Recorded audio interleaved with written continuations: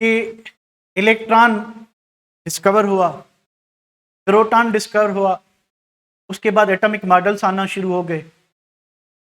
Quantum number हमें क्या पढ़ेंगे, पहली बात क्वांटम नंबर्स क्या होते हैं और क्वांटम नंबर से इलेक्ट्रॉन के कंप्लीट बिहेवियर को कैसे मालूम करेंगे। 4 क्वांटम नंबर होते हैं, principal quantum number, azimuthal quantum number, magnetic quantum number और स्पिन क्वांटम नंबर। ये 4 क्वांटम नंबर यूज करके हम इलेक्ट्रॉन की पोजीशन आउटसाइड द न्यूक्लियस बता सकते हैं, इलेक्ट्रॉन का शेल बता सकते हैं, इलेक्ट्रॉन की पोटेंशियल एनर्जी, इलेक्ट्रॉन की काइनेटिक एनर्जी, इलेक्ट्रॉन की वेलोसिटी, इलेक्ट्रॉन का डिस्टेंस न्यूक्लियस से, इलेक्ट्रॉन किस शेल में है, इलेक्ट्रॉन किस ऑर्बिटल में है, इलेक्ट्रॉन का एंगुलर मोमेंटम, इलेक्ट्रॉन का ऑर्बिटल एंगुलर मोमेंटम, इलेक्ट्रॉन किस एक्सिस पे मौजूद है, इलेक्ट्रॉन की स्पिनिंग मोशन क्या है। इलेक्ट्रॉन की 2 किस्म की मोशन होती है, रिवोल्यूशनरी और सेल्फ रोटेशन और स्पिनिंग मोशन होती है। ये सारा कुछ आपको इस टॉपिक में क्लियर होगा जिसको हम क्वांटम नंबर कहते हैं। अब अगर हिस्टोरिकल बैकग्राउंड देखें तो भाई इलेक्ट्रॉन डिस्कवर हुआ, प्रोटॉन डिस्कवर हुआ, फिर एटॉमिक मॉडल्स आना शुरू हुए, फिर पता चला कि न्यूक्लियस होता है, फिर पता चला कि इलेक्ट्रॉन जो डिफरेंट शेल्स में होते हैं, फिर उनको डिफरेंट शेल्स में हमने इलेक्ट्रॉन को क्या किया, डिस्ट्रीब्यूट किया। फिर आगे चल के पता चला कि इलेक्ट्रॉन को तो ड्यूअल नेचर होती है, पहले शेल्स डिस्कवर हुए थे, ठीक है, तो पता चला कि इलेक्ट्रॉन को तो ड्यूअल नेचर होती है और ड्यूअल नेचर होने की वजह से इलेक्ट्रॉन तो वेव कैरेक्टर भी शो करता है, पार्टिकल भी नेचर भी शो करता है। तो पहले हमने ये पढ़ा था कि इलेक्ट्रॉन को इस पोजिशनाइज करने के लिए, उसके बिहेवियर को मालूम करने के लिए प्रिंसिपल क्वांटम नंबर काफ़ी है। प्रिंसिपल क्वांटम नंबर काफ़ी है इलेक्ट्रॉन को जो है डिफाइन करने के लिए। और जब पता चला कि इलेक्ट्रॉन को वेव कैरेक्टर होता है, जब पता चला कि इलेक्ट्रॉन को वेव कैरेक्टर होता है, ठीक है, तो फिर क्या हुआ कि लैंड और जीमान ने ये बताया कि भैया ये जो शेल है ये बड़ा रीजन होता है, इसके अंदर फिर जो है सब शेल्स या सब एनर्जी लेवल्स होते हैं। यहाँ से एजीमुथल क्वांटम नंबर जो है वो केम इनटू बीइंग, सोमरफील्ड ने इंट्रोड्यूस करवाया था। जब एजीमुथल क्वांटम नंबर का पता चला उससे तो सिर्फ इतना पता चला कि शेल्स के अंदर सब एनर्जी लेवल्स हैं। अब ये सब एनर्जी लेवल्स कहाँ पे होते हैं, तो लैंड और जीमान ने मैग्नेटिक क्वांटम नंबर इंट्रोड्यूस करवाया। मैग्नेटिक क्वांटम नंबर हमें यह बताता है कि इलेक्ट्रॉन किस, अजीमुथल क्वांटम नंबर बताया कि इलेक्ट्रॉन किस सब शेल में है, सब शेल की ऑर्बिटल किस में है इलेक्ट्रॉन, वो हमें बताएगा मैग्नेटिक क्वांटम। तो मैग्नेटिक क्वांटम नंबर हमें बताएगा कि इलेक्ट्रॉन किस ऑर्बिटल में है, और मैग्नेटिक क्वांटम नंबर ऑर्बिटल के डायरेक्शनल कैरेक्टर से हमें बताएगा, मैग्नेटिक मोमेंट, मैग्नेटिक फील्ड के इन्फ्लुएंस से हमें बताएगा कि इलेक्ट्रॉन किस ऑर्बिटल में मौजूद है और वो ऑर्बिटल किस एक्सेस पे मौजूद है। फिर आखिर में यहां तक भी जो है साइंटिस्ट को सेटिस्फेक्शन नहीं है, उन्होंने कहा और भी इंफॉर्मेशन चाहिए इलेक्ट्रॉन की।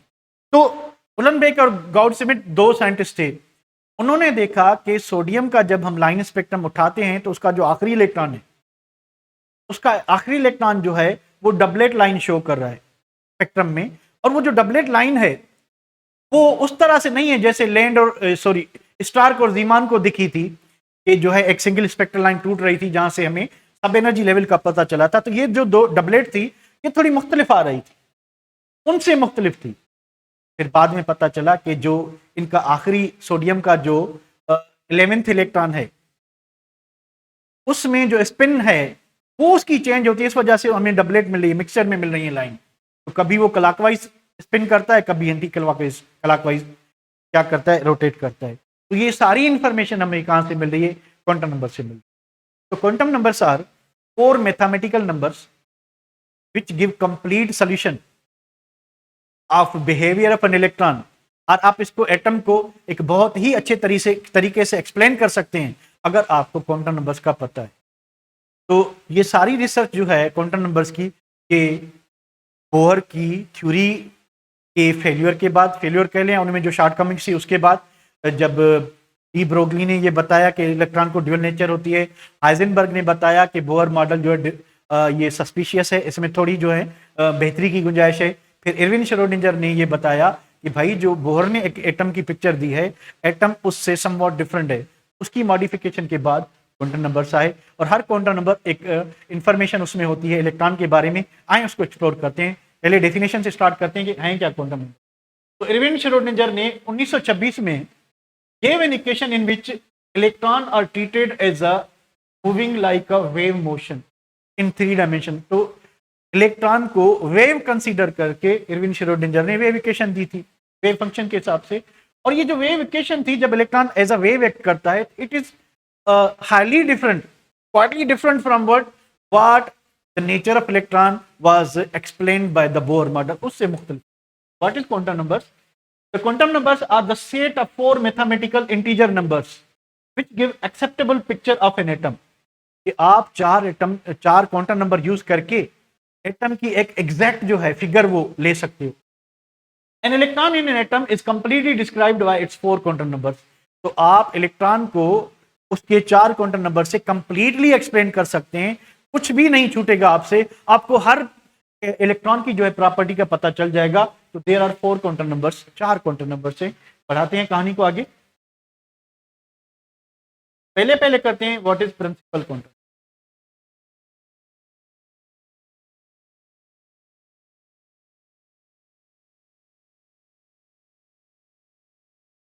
भैया प्रिंसिपल क्वांटम नंबर क्या है? पहली बात कि प्रिंसिपल क्वांटम नंबर को नील बोहर ने इंट्रोड्यूस करवाया था। इसको एन से रिप्रेजेंट करते हैं, ठीक है। किससे रिप्रेजेंट करते हैं? एन से। और इंट्रोड्यूस बाय नील बोहर। क्या बताता है हमें? ये हमें पहली जो मेन बात है ये बताता है कि इलेक्ट्रॉन किस शेल में है। It tells us about the shell in which electron is present. इसको एन से रिप्रेजेंट करते हैं, ठीक है। तो इट डिटरमाइंस द ऑर्बिट और shell in which electron is present. कहां से पता चलेगा? एन की वैल्यू से। If n is equal to 1, electron आपको कहां मिलेगा? के शेल में मिलेगा। If n is equal to 2, तो प्रिंसिपल क्वांटम नंबर बताता है कि इलेक्ट्रॉन आपको एल शेल में मिलेगा। If n is equal to 3, electron आपको एम शेल में मिलेगा। If n is equal to 4, तो यह इलेक्ट्रॉन आपको एन शेल में मिलेगा। इसी तरह से एन का वैल्यू हम बढ़ाते जाएंगे तो इलेक्ट्रॉन जो है, ठीक है, वो अपना शेल नंबर चेंज करता जाएगा। इलेक्ट्रॉन एक शेल से दूसरे शेल में जाएगा। दूसरा, साइज ऑफ द ऑर्बिट। हमने पढ़ा है बोर के मॉडल में कि भाई जो पहली ऑर्बिट है ये nucleus, n is equal to 1, इसका रेडियस क्या था फॉर हाइड्रोजन एटम? इसका रेडियस था 0.529। जो दूसरी ऑर्बिट थी कह रहा था कि इस 4 टाइम्स बिगर है। तो रेडियस ऑफ ऑर्बिट क्या हो रहा है? बढ़ रहा है। साइज ऑफ ऑर्बिट क्या होगी? बढ़ती जाए। दूसरी बात, तो जो फर्स्ट शेल होगा वो छोटे से छोटा होगा।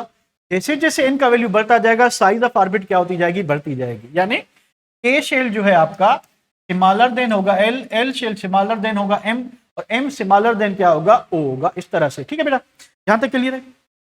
ऐसी कोई खास बात नहीं। फिर भी अब आते हैं नेक्स्ट पे, एनर्जी ऑफ एन ऑर्बिट। ये प्रिंसिपल क्वांटम नंबर हमें एनर्जी ऑफ ऑर्बिट के बारे में बताता है। इसका मतलब क्या हुआ? लेकिन जैसे जैसे आप एन वैल्यू बढ़ाएंगे तो डिस्टेंस बढ़ता जाएगा किसका? इलेक्ट्रॉन का, न्यूक्लियस से। और जितना इलेक्ट्रॉन न्यूक्लियस से दूर जाएगा तो उसकी एनर्जी बढ़ती जाएगी। तो एनर्जी ऑफ ऑर्बिट जो है वो डिपेंड करती है किस पे? एन पे। Energy is directly proportional to N.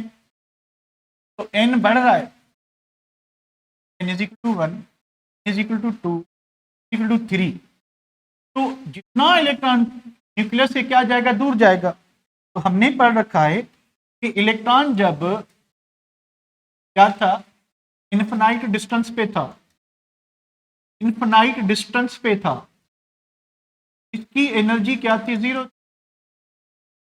जब इलेक्ट्रॉन आउटसाइड द न्यूक्लियस था, not under the influence of atom था, ऑर्बिट में नहीं था, तो उसकी एनर्जी क्या थी? 0 थी।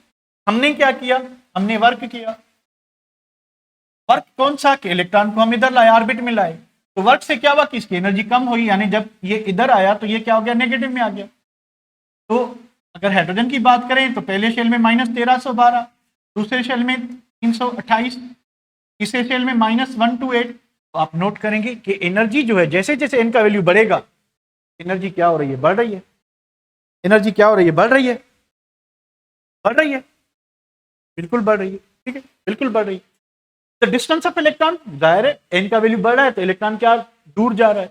जितना एन का वैल्यू बढ़ता जाएगा पोटेंशियल एनर्जी बढ़ती जाएगी, काइनेटिक एनर्जी कम होती जाएगी। काइनेटिक एनर्जी क्यों कम होगी? देखिए जैसे इलेक्ट्रॉन इधर आता है तो अट्रैक्टिव फोर्स डेवलप होती है, अट्रैक्टिव फोर्स से पोटेंशियल एनर्जी डिक्रीज होती है, तो पोटेंशियल कन्वर्ट होगी किसमें, काइनेटिक में। और दूसरी बात की जितनी अट्रैक्टिव फोर्स ज्यादा होगी तो फोर्स कौन सी है, फोर्स है centripetal force. What is centripetal force, a force that forces a body to move in a circular, यानी सेंट्रीपिटल फोर्स जो है वो सेंट्रीपिटल एक्सीलरेशन काज करती है। जो सेंट्रीपिटल फोर्स है वो सेंट्रीपिटल एक्सीलरेशन बॉडी को फोर्स करती है कि वो सर्किल में मूव करे। तो जितनी अट्रैक्टिव फोर्स ज्यादा होगी, सेंट्रीपिटल फोर्स ज्यादा होगी, सेंट्रीपिटल एक्सीलरेशन ज्यादा होगी, तो इलेक्ट्रॉन की जो काइनेटिक एनर्जी है while coming close to the nucleus बढ़ती जाएगी, while going away from the nucleus energy कम होती, कौन सी, काइनेटिक, पोटेंशियल बढ़ती जाए। ये बातें क्लियर है, ये बातें क्लियर है बेटा, समझा आपने, सही कहा, बिल्कुल said right it.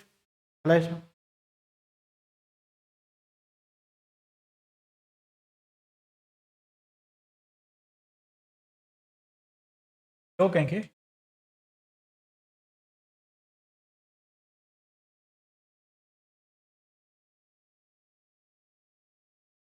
Number of subshells and orbitals, number of subshells कितने होंगे भाई, नंबर ऑफ सबशेल्स जो है लास्ट टॉपिक में पढ़ा था, नंबर ऑफ सबशेल्स जो हैं वो इक्वल टू होते हैं एन। तो अगर एन का वैल्यू 1 है, अगर एन का वैल्यू 1 है, सबशेल भी क्या होगा, एक होगा एस। अगर एन का वैल्यू 2 है तो सबशेल 2 होंगे, एस एंड पी। अगर एन का वैल्यू 3 है तो सबशेल 3 होंगे, एस पी एंड डी। अगर एन का वैल्यू 4 है तो सबशेल भी कितने होंगे, 4 होंगे, s p d and f. ठीक है, और क्या, number of orbitals, orbitals equal होती हैं किसके, एन स्क्वायर के, orbitals equal to n square. तो अगर एन का वैल्यू 1 है, 1 स्क्वायर होगा, 1 को स्क्वायर करेंगे तो एक ही मिलेगी। अगर एन का वैल्यू 2 है तो 2 को स्क्वायर करेंगे तो 4 ऑर्बिटल्स मिलेंगी। एन का वैल्यू 3 है तो 3 को स्क्वायर करेंगे 9 ऑर्बिटल्स मिलेंगी। 4 को स्क्वायर करोगे तो 16 ऑर्बिटल्स। तो अगर n इज इक्वल टू 1 है तो एक सबशेल ऑर्बिटल, तो नंबर ऑफ सबशेल का, नंबर ऑफ ऑर्बिटल्स का पता चलेगा। नंबर ऑफ ऑर्बिटल्स का कैसे पता चलेगा, कि number of orbitals equals to n square. अगर n इज इक्वल टू 1 है तो आप क्या करोगे, 1 को स्क्वायर करोगे तो एक वैल्यू आएगा। अगर n इज इक्वल टू 2 है, 2 को स्क्वायर करोगे 4 आएगा। n इज इक्वल टू 3 है, 3 को स्क्वायर करोगे 9 आएगा। n इज इक्वल टू 4 है, 4 को स्क्वायर करोगे आपको 6। तो पहले शेल में n इज इक्वल टू 1 है तो एक सब शेल होगा, दो सब शेल, सॉरी ऑर्बिटल एक होगी, 4 ऑर्बिटल होगी। 4 ऑर्बिटल का मतलब यह कि एक ऑर्बिटल में 2 इलेक्ट्रॉन आते हैं, इंटू 2 करें तो आपको क्या मिल जाएगा, ठीक है, फार्मूला एक दूसरे से रिलेटेड है, 2। अब एन स्क्वायर ने किसको शो किया, ऑर्बिटल्स को। ऑर्बिटल में कितने इलेक्ट्रॉन आते हैं, 2। अगर आप 2n स्क्वायर करते हो तो ये हमें इलेक्ट्रॉन्स इन शेल बताए। शेल में कितने इलेक्ट्रॉन आएंगे, बस अगर पहला शेल है तो इंटू 2 करें, ऑर्बिटल इंटू 2 करें तो कितने इलेक्ट्रॉन आएंगे, 2। इंटू 2 करें कितने इलेक्ट्रॉन आएंगे, 8। 2n स्क्वायर हो गया अभी। इंटू 2 करें तो कितने आएंगे, 18, 32 and so on. Number of electrons हमें जो है वो 2n स्क्वायर फार्मूला से पता चलेंगे, number of orbitals n square से। इसी तरह से ये सारी चीजें हमें प्रिंसिपल क्वांटम नंबर से मिलती। तो मैं सेव करता हूं।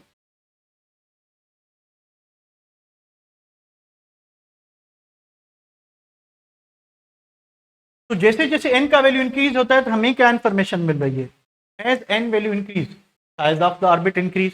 भाई ऑर्बिट की साइज जो है वो इंक्रीज होती जाएगी, n1 n2 n3 n4।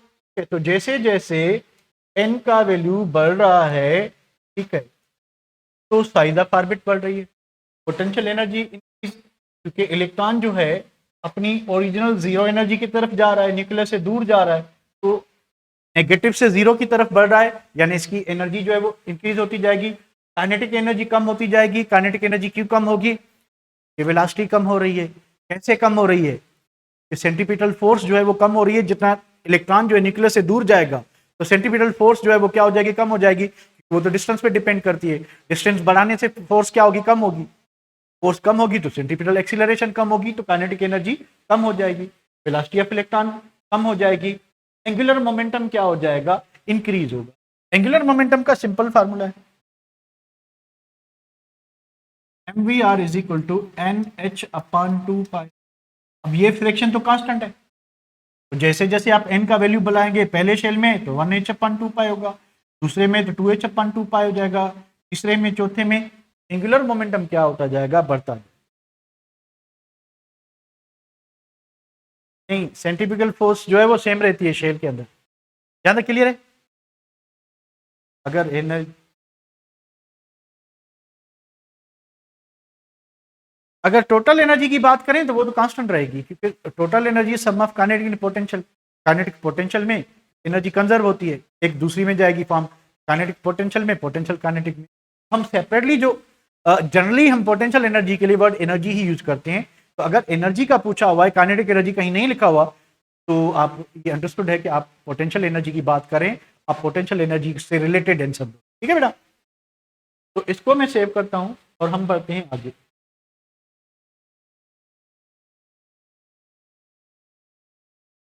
के बाद दूसरा क्वांटम नंबर होता है azimuthal quantum number. Azimuthal quantum number के दो चार नाम है, इसको सबस्टारी भी कहते हैं, उसके बाद इसको सेकेंडरी भी कहते हैं, तो ऑर्बिटल एंगुलर मोमेंटम भी कहते हैं, ऑर्बिटल एंगुलर मोमेंटम, और इसको ऑर्बिटल खाली क्वांटम नंबर भी कहते हैं। तो मुख्तलिफ नाम है इसके। हाँ, इससे क्या पता चलता है, पहली बात तो एल से रिप्रेजेंट कर, दूसरी बात it was discovered bye Arnold Sommerfeld. इसने, सोमरफेल्ड ने क्या किया था कि इसने बोहर जो सर्कुलर पाथ था उसमें एक मॉडिफिकेशन की थी, इसका मॉडल भी फ्लॉप हो गया था, तो इसने ये जो है एलिप्टिकल जो है ऑर्बिट का कॉन्सेप्ट दिया था कि जैसे ये थी, तो इसने कुछ इस तरह से कोई मॉडल बनाया था कि इस तरह से जो है इलेक्ट्रॉन रिवॉल्व करते हैं, ठीक है। तो इसके मॉडल को भी कोई खास नहीं मिला था। तो it describe the shape of N orbital. Orbital का शेप जो है उसका हमें पता चलता है, कैसे पता चलता है कि भाई एस जो है वो स्फेरिकल होती है, पी डम्बेल होती है, डी डबल डम्बेल होती है। तो इस क्वांटम नंबर से हमें पता चलेगा it always, it is, it's value is always one less then L value. मान लें, एक कंडीशन लिख लें कि जब आप इसके एमसीक्यूज और प्रॉब्लम सॉल्व करोगे तो कंडीशन वन ये है, the maximum l can not be equal to maximum n. कि किसी भी एटम में एन का वैल्यू अगर मान लें कि 2 है, एन का वैल्यू क्या है, 2 है एन का, तो एल जो है वो can not be equal to 2। L जो है वो क्या होना चाहिए, 1 होना चाहिए, या एल क्या होना चाहिए, 0 होना चाहिए। अगर एन का वैल्यू 3 है, ठीक है, तो भाई एल जो है वो 3 नहीं हो सकता।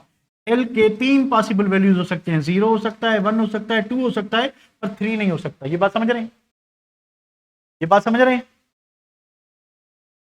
ये बात समझ रहे हैं। तो आगे बढ़े, ओके, ठीक है। तो its value is always one less than, यानी एल जो होता है mathematically it is equal to n minus 1 होता है। तो n का वैल्यू अगर मैक्सिमम 3 है तो l का मैक्सिमम 2, ठीक है। अच्छा, उसके बाद l के वैल्यूज जो है वो फिक्स हैं, 0 1 2 एंड 3, इससे ज्यादा नहीं। s के लिए l इज इक्वल टू 0 है, p के लिए 1 है, d के लिए 2 और f के लिए 3 है। तो मैं सेव करता हूं।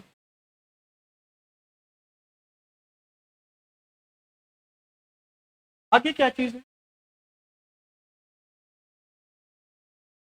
इसी सब शेल में ऑर्बिटल्स कितनी, इसी सब शेल में ऑर्बिटल्स कितनी होगी, फार्मूला सिंपल 2l प्लस 1। तो अगर आपके पास s सब शेल है, एल वैल्यू क्या होता है, 0 होता है, ठीक है। तो हम क्या लिखेंगे, 2 0 प्लस 1 तो 0, एक ही क्या होगा, p ऑर्बिटल। अगर s सब, अगर आपके पास p सब शेल है तो आप क्या करोगे, 2 एल वैल्यू लिखोगे 1, p का प्लस 1, 2 1 2 2 प्लस 1 3, 3 ऑर्बिटल्स होंगी p सब शेल। ये दो ऑर्बिटल इंक्रीज हो रही हैं, इसी तरह से ही होगा ट्रेंड। तो 2 प्लस 1 क्या होगा, 2 टू द 4, 4 प्लस 1 5, 5 ऑर्बिटल। तो एफ सब शेल में 2 3 प्लस 1, 2 3 द 6, 6 प्लस 1 7 ऑर्बिटल्स होंगे। इस तरह से आप देखें कि +2 जो है वो सीक्वेंस में बढ़ता जा रहा है। अब ये नंबर ऑफ ऑर्बिटल्स हैं, तो एक ऑर्बिटल में कितने इलेक्ट्रॉन आते हैं? 2। एक ऑर्बिटल में कितने इलेक्ट्रॉन आते हैं? 2। तो ऑर्बिटल का ये फार्मूला है 2l+1। ये किसका फार्मूला है? ऑर्बिटल का। तो ऑर्बिटल में इतने इलेक्ट्रॉन कितने आते हैं? 2। ठीक है, तो इससे मल्टीप्लाई करें तो आपको नंबर ऑफ इलेक्ट्रॉन, इस सब शेल में कितने इलेक्ट्रॉन आएंगे? एक ऑर्बिटल है, 2 से मल्टीप्लाई करें तो इस सब शेल में 2 इलेक्ट्रॉन आएंगे। 3 ऑर्बिटल हैं, 2 से मल्टीप्लाई करें 8 इलेक्ट्रॉन आएंगे। 5 से मल्टीप्लाई करें 10 इलेक्ट्रॉन, 7 से मल्टीप्लाई करें तो 14 इलेक्ट्रॉन। क्लियर है? क्लियर? क्लियर? तो क्लियर?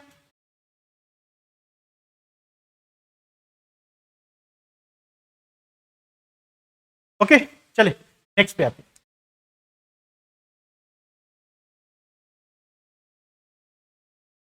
उसके बाद इसको हम orbital angular momentum quantum number ही कहते हैं। ठीक है, ये ऑर्बिट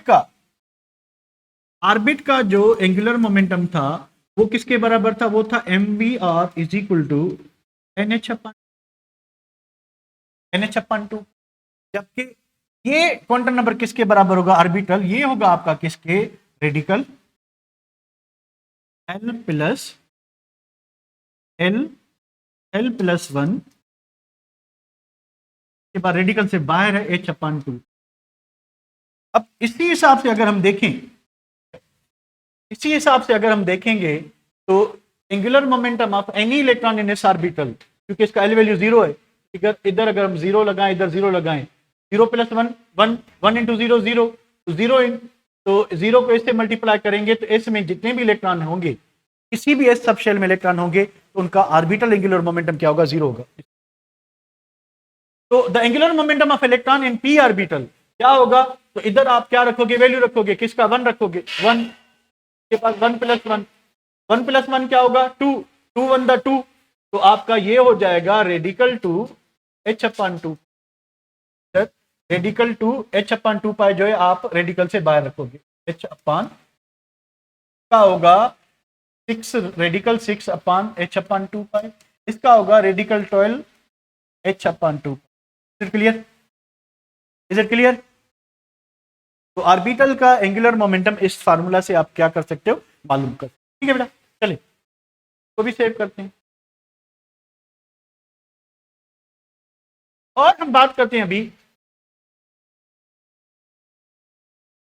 कि अगर n इज इक्वल टू 1 है तो l इज इक्वल टू 0 होगा, 1s ऑर्बिटल होगी।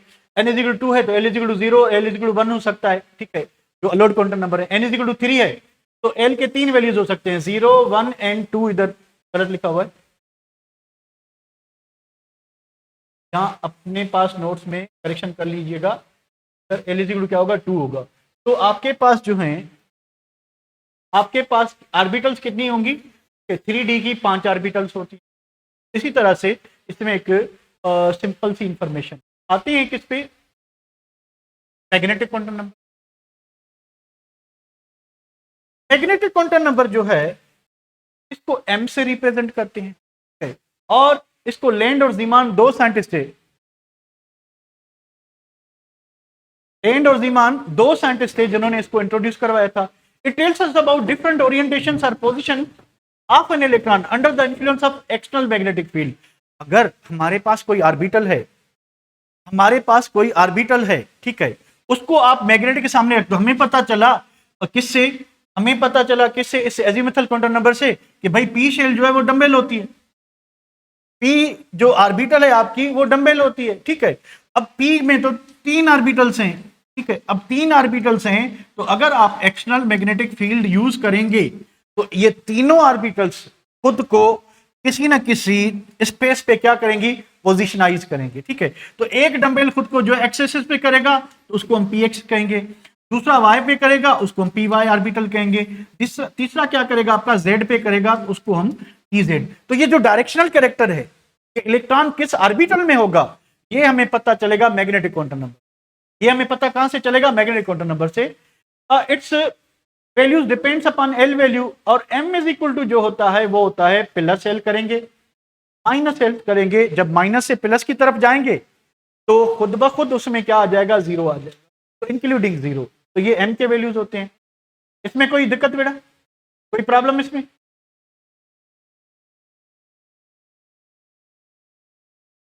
इसमें कोई प्रॉब्लम तो नहीं? सर फिजिक्स आ गए हैं, बस मैं 1 मिनट में देता हूं सर को, 2 चीजें हैं वो क्लियर कर ले। तो नंबर ऑफ ओरिएंटेशन कितनी होगी? 12+1। तो एस ऑर्बिटल में एक ही ओरिएंटेशन आएगी, पी ऑर्बिटल में आपको एल वैल्यू रखेंगे इधर 1, 2 1 2 2 + 1 3 ओरिएंटेशन का मतलब है कि 3 पी ऑर्बिटल होंगी, x p y and p z. तो अगर आप f orbital sorry d orbital लेंगे, एल वैल्यू क्या आएगा? 2 आएगा, तो इधर 2 रखेंगे, 2 to the 4, 4 + 1 5, 5 ओरिएंटेशंस आएंगी।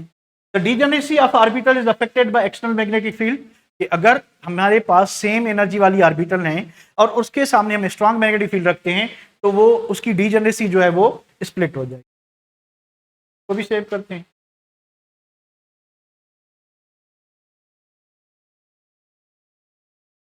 आखिरी क्वांटम नंबर है, that is spin quantum number. इसको एस से रिप्रेजेंट करते हैं। It was discovered by Uhlenbeck and Goudsmit. इनका मानना था कि जब हम सोडियम का लाइन स्पेक्ट्रम देखते हैं, तो उस लाइन स्पेक्ट्रम को जब हम स्ट्रांग किसी फील्ड में, इलेक्ट्रिक या मैग्नेटिक फील्ड में लगाते हैं, तो हमें एक डबलेट लाइंस मिलती है। और ये डबलेट लाइन जो है डिफरेंट होती हैं किससे? जो कि धीमान और स्टार को मिली थी उससे डिफरेंट होती हैं। तो इन्होंने देखा कि इसका वजह जो थी, उसका जो कारण था वो ये था, रीजन ये था कि इलेक्ट्रॉन की 2 किस्म की मोशन होती हैं। One is the revolutionary motion, जो वो न्यूक्लियस के बाहर एक गोल चक्कर लगा रहा है। दूसरा जो है एक सेल्फ रोटेशन होती है, स्पिनिंग मोशन होती है। ठीक है, तो इसने बताया कि tales us about the spinning motion of an electron in an orbital. An electron has both revolutionary and spinning motion at the same time, एक ही वक्त पे होती हैं। अगर इलेक्ट्रॉन को क्लॉकवाइज स्पिन कर रहा है, तो फिजिक्स में आप कहेंगे कि इसका वैल्यू जो है एस इक्वल नेगेटिव होगा। केमिस्ट्री में हम क्या करते हैं? पॉजिटिव करते हैं, तो मैंने नेगेटिव लिखा है, तो आप केमिस्ट्री में इसको पॉजिटिव करेंगे और नेगेटिव करेंगे। तो स्प्रिंग मोशन जो है सेल्फ रोटेशन होती है। यहां से हम इलेक्ट्रॉन की अब क्वांटम नंबर यूज करके उसके शेल का बता सकते हैं, सब शेल का बता सकते हैं, ऑर्बिटल के डायरेक्शन का बता सकते हैं, उसकी स्पिनिंग मोशन बता सकते हैं, उसकी पोजीशन ऑफ इलेक्ट्रॉन बता सकते हैं, किस जगह पे है, डिस्टेंस बता सकते हैं, potential energy, kinetic energy, angular momentum, orbital angular momentum, orbit angular momentum. हम यानी इलेक्ट्रॉन को या एटम की क्लियर पिक्चर दे सकते हैं। So this is all about today's lecture. Hopefully clear, clear, okay okay बेटा, okay. So this is all about. अब सर सफर जोर दिखाएंगे सर जी।